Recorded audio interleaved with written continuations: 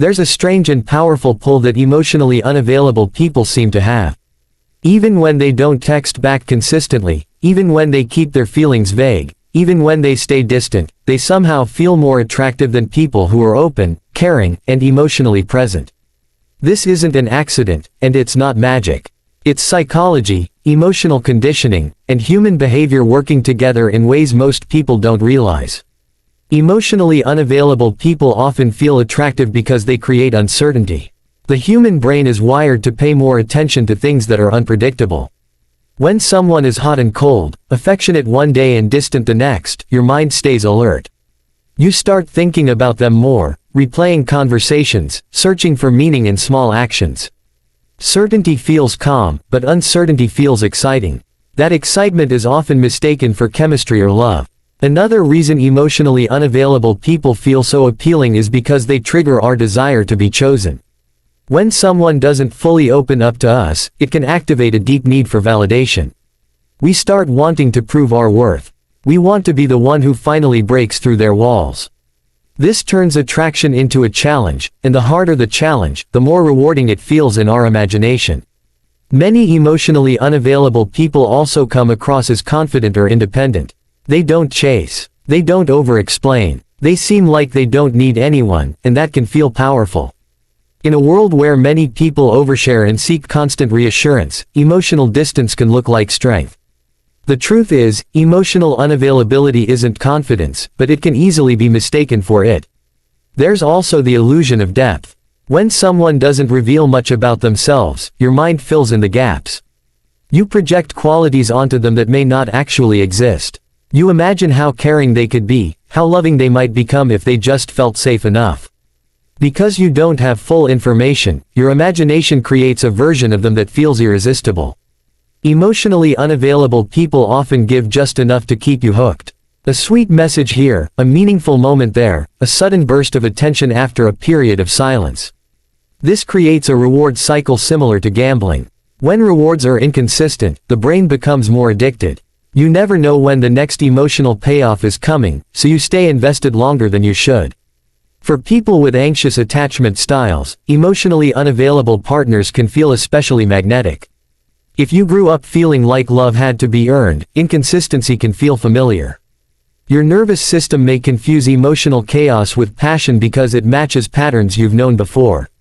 Familiar pain can feel safer than unfamiliar peace. Emotionally unavailable people also tend to avoid vulnerability, and vulnerability is risky. When someone doesn't open up, they stay protected.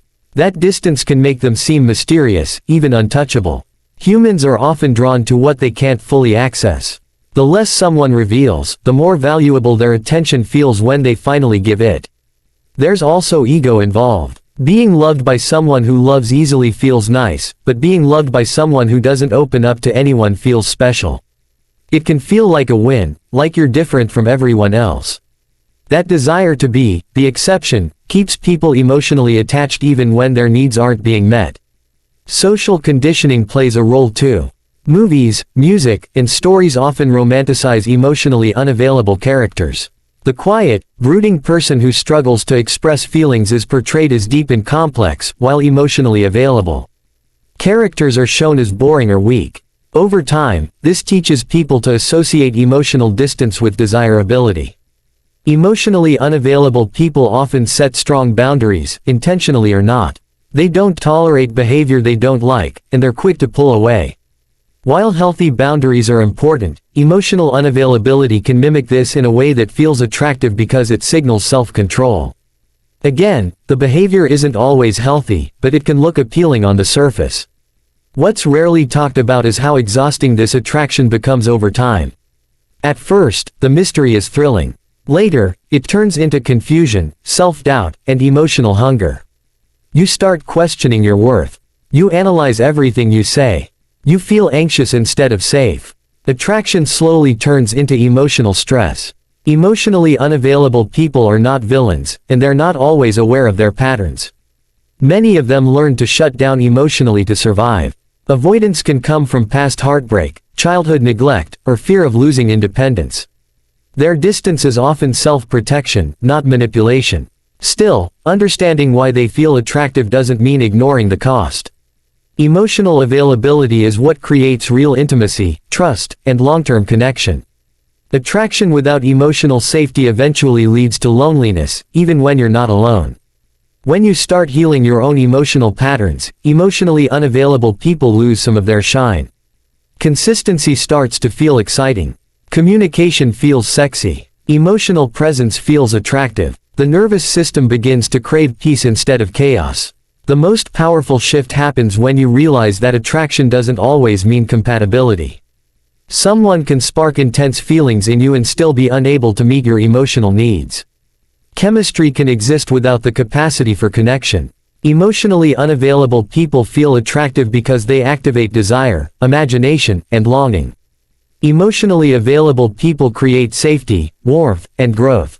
One feels intense. The other feels real. The question isn't why emotionally unavailable people feel attractive. The real question is why we sometimes choose intensity over peace. And once you understand that, attraction becomes a choice, not a trap.